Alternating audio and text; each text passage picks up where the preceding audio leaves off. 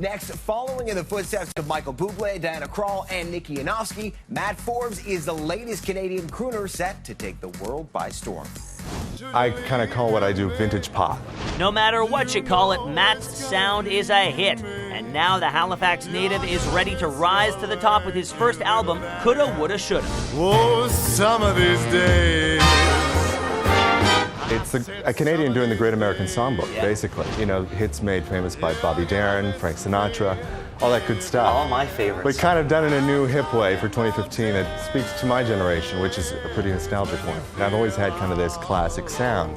So even if I do a new original pop song now, it's going to have something inherently kind of classic about it.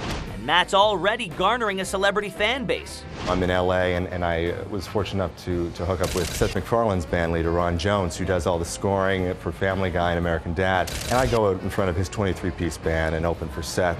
Angels have no thought of ever returning you. Where does that voice come from? It comes from my mother, of all places. Are you kidding? Really? No, this is true. This is true. She has that B. Arthur baritone, that husk. Wow. Yeah, they call the condo and they assume it's Mr. Forbes. And she has to play along, so, yeah. Some of these days, you're gonna miss me, baby. I was exposed to a lot of great music when I was younger. You know, my parents had Sinatra and Ella Fitzgerald, but they also had the Beatles and David Bowie, so I was always into really vintage pop and rock.